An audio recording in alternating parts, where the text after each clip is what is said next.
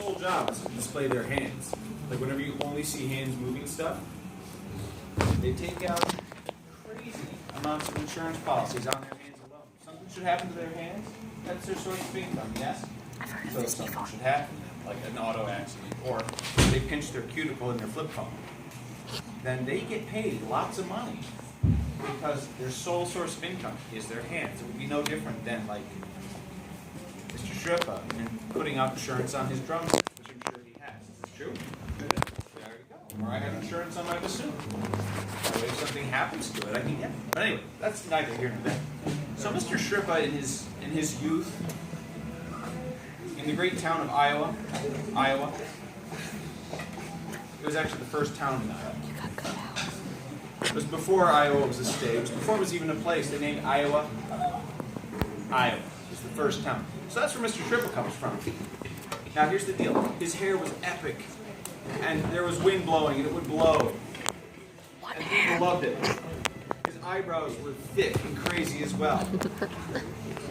Like mine. But here's the deal. He walked into a band room one day. And the worst possible thing happened. He looked over and saw people not listening to the story. Riley.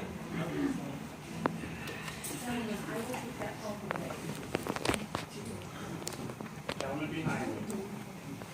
So, many of you might be surprised to find out that Mr. Shrippa wasn't actually always a percussionist. In fact, this one day he happened to be getting his hair taken a picture. It was for a high school Old Spice ad. They were like, oh, you know, they want people to get their hair done in high school and things. Because when you get to high school, you can't just do this. You gotta actually make it look good. It's true. Now, so Mr. Shrippa's walking in, and his eyebrows have gotten so long at this point he trips over. And he falls head first through a door, just like that one over there, which was open. And he woke up, and the first thing he saw was a reflection of himself in a French horn bell that someone had haphazardly left on a set of timpani, just like this one. And he got so horrified by the state of his eyebrows that he grabbed great handfuls of them and screamed and yanked them and pulled them from his head. And he didn't stop there. He just went the rest of the way, too. And when your scalp undergoes such a trauma that you yank physically every hair from the skull of your head out by the very follicle, that trauma causes your hair to grow back in the exact same haircut Mr. Shrippa is now sporting here. Well, what did he do with that French horn? He took his rage out on that French horn. He undid the whole thing and stretched it out. And that French horn was about... How many feet was that particular one? 42 feet of tubing. Then he made a crazy kazoo out of it and made noises. And then he threw it, and he jabbed it, and he broke it, and he twisted it into an origami bear.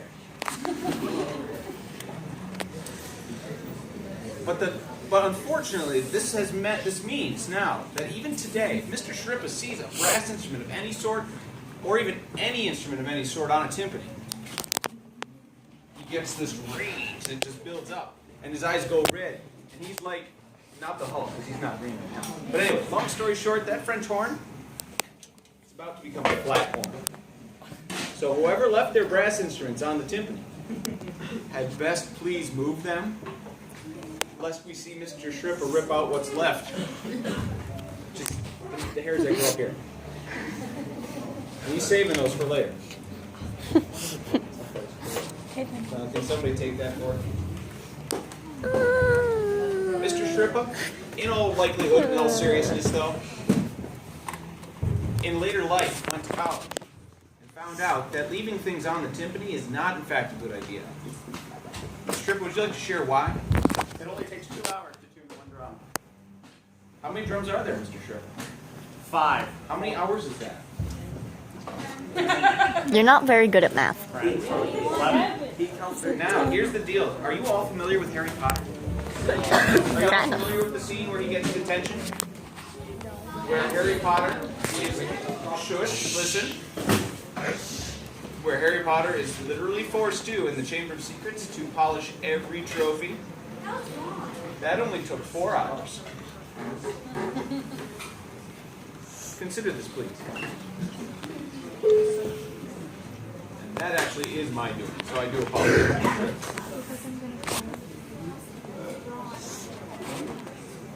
Does it look like I'm gonna cry? No.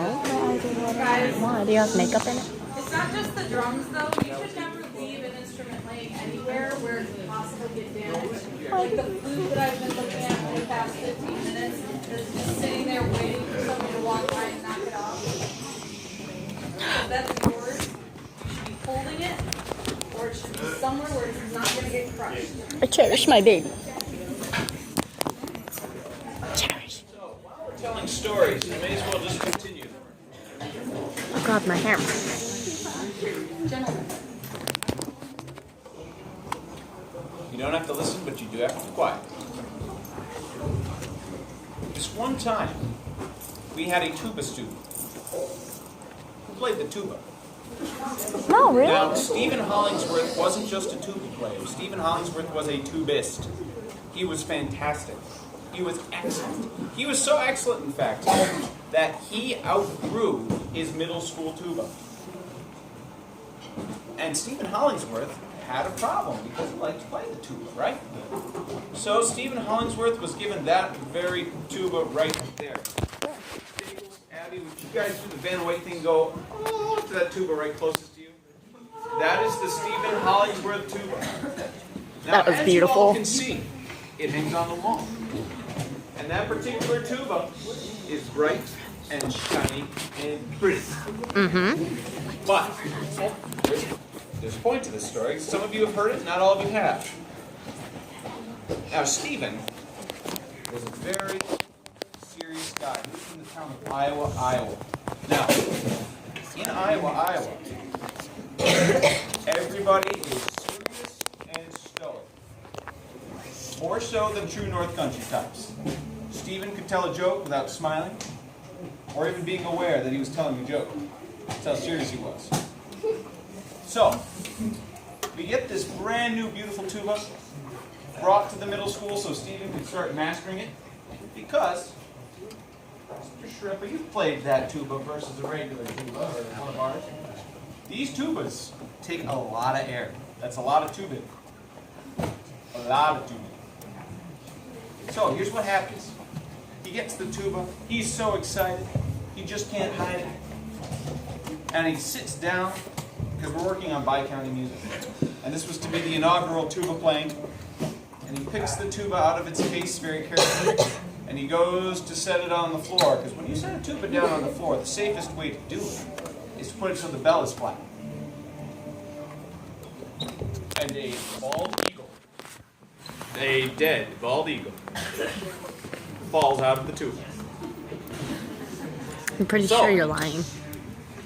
Stephen looks at the floor, and we're in a crowded kennel with about 14, 15 people. Hi, Ken. About 14 or 15 people, and they just stop and they're staring at this dead bald eagle that's extremely dead, and it's got its little wings tucked in, its little feet are sticking straight out. And Stephen looks at me, and Stephen says, Chris, he says, Mr. Goloski, did you put that in there? I said, no, Stephen Hollingsworth, I did not put that dead bald eagle in there too. And then he said, is that a real bird? And I looked at it. And I looked at him and said, yes, Stephen Hollingsworth, that is a real bird. And then he said, oh. So he pokes it with his foot, picks the tuba up, sets it back in its case, and hands it back to me and says, I'm going to play my old one. But here's the deal. We ended up getting that tuba like sonically. It had to be. It was just gross. I mean, that very tuba had a dead bald eagle in there. Mm-hmm. Now, as best I can, this story goes on, but as best as I can figure, folks, that door used to be open all the time until the school said no, it has to be shut and locked all the time. To which everybody said, oh, but it gets so hot and stupid in here. So, but anyway, the window's opened, and lots of birds like shiny things.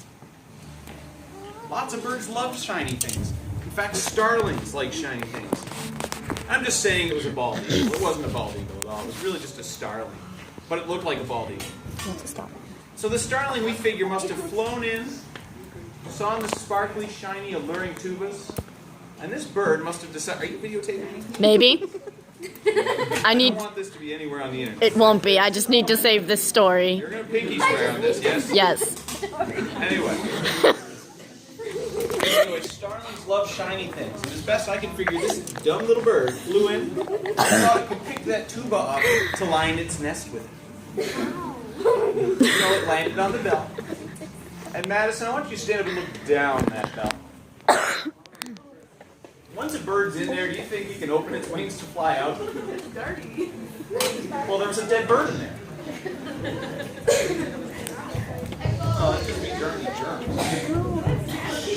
Now, Madison, Abby, would a bird with a wingspan the size of a Winnebago be able to fly out of that? No. How about a starling? No. I don't know So, what a figure this starling bird got is. in there and straight up just died. Now, so when it tumbled out, it probably didn't come out what? What's a starling? A starling is actually a pretty large bird. I'm It's not about smart. yay big. It's like a crow, except it's got a little white patch right here. Okay? Less annoying. Less annoying than the crow. Makes less noise. Probably not. Well, no. They tried to take us to the line of duty. But anywho, so here's what happens next. I called Mary, who was our custodian. Because it was the end of the day, I put a trash can over it, sat on it, and we did our rehearsal like normal. So I called Mary, who's the evening custodian. I said, Mary, we've got a problem here. And she said, well, what is it? I said, under this garbage can, there's a dead bald eagle. Bald eagles are more impressive. So I lifted it up and showed her the dead bald eagle. And she said, okay, well, why don't we just throw it away then? I said, well, it's a dead animal. I mean, if it was a dead raccoon, would we, maybe clean the floor? Instead of just throwing it away. She said, oh my gosh, that's a good point. So we called the building director. And he came down. And he said, what's going on? And we said, well, there's a dead bald eagle on the floor right there. He said, well, just pick it up and throw it away. So we repeated it thing. If it was a dead raccoon on the floor there, wouldn't you want to, disinfect the area? There's bird diseases and things. He said, that's a good point. So we called the ground supervisor. Why don't you just sterilize it? And over the phone, we hear the conversation. This is what we hear. Well, it's a dead bird. Well, if it was a raccoon or something, wouldn't you want to clean the floor up? A plastic bag? Got it. Mary, we need to put that crow and a bald eagle in a plastic bag and throw it away. So an hour later, it took all of us, the smartest and most brilliant minds in the entire middle school, with the exception of the other faculty members in the room, and Mr. Tripp, because he was still, taking care of these eyelashes and eyebrows here, to pick up this dead bird and throw it away. That's it. That's the story. And the lesson of this is? I don't understand. Yes, this actually happened. No. Listen, shush.